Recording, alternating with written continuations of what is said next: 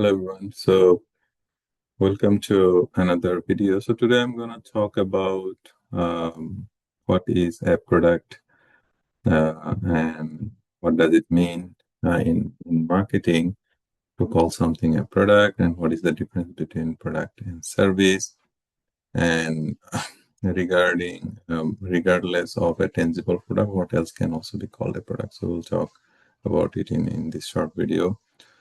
A product is anything or any entity that is tangible in nature, and the core features to call a thing a product is it has to fulfill some needs and wants.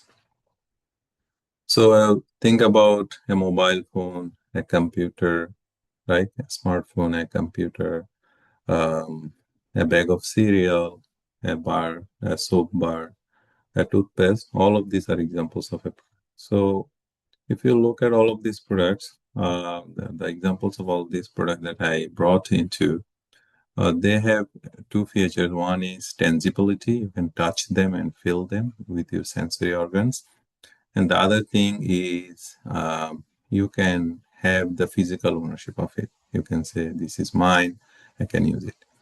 And you have full proprietary ownership of that product when you buy it. Then, but a product can be more than a tangible item. So, for example, an organization can also be a product. An idea can also be a product. An experience can also be a product. So, for example, what do you consume when you watch a movie from Netflix, right? So you pay for Netflix subscription per month, and you watch whatever movies are listed on your homepage on the Netflix, and you can watch them. So what you are not owning anything, right? But you can have some experience of watching movies. So that's a sensory experience that you watch and you get entertainment and fun, whatever it is, based on different movie genre. So an experience can be a product. An idea can also be a product. So actually, what we do as a marketer, we try to sell different ideas, right? It can be generic ideas, right? Healthy brushing teeth, which is a healthy thing. So it's a social welfare as a message to make people more aware about brushing teeth every day, twice a day, in the morning and before going to sleep. So that will be a general idea marketing. Now, when Crest, toothpaste manufacturer, toothpaste seller, they promote their product in advertisement, in television, radio advertisements as making sure a healthy and nice smile when you brush your teeth with Crest toothpaste. That will be an example of a specific brand, specific idea selling, right? Now, so that's the example about a product. So core thing is its tangibility and ownership, but something which is not tangible can also be considered as a product, an experience, an idea, an organization. A person can also be a product, an organization can also be a place, can also be a product. So many different countries, cities, and states now try to promote their respective cities, states, or countries to prospective travelers, tourists, and visitors, right? Every country, USA has their branding of the country of the US, which is called Brand USA.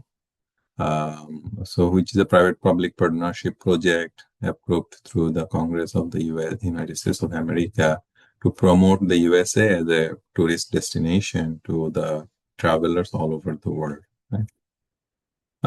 What is a service then? A service has some distinction from a product. A service can also be considered as a product because if something has an exchange value, that can be considered as a product. But a doctor's service treatment that a doctor gives to a patient for 30 minutes or 20 minutes of like doctor's visit, the hospital on which he works or for which he works for, charges a lot of money from the patient's insurance company and also out of pocket of the patients. So it has exchange value. That's why it can be considered as a product. But a service has unique characteristics which are distinguish a service from a product.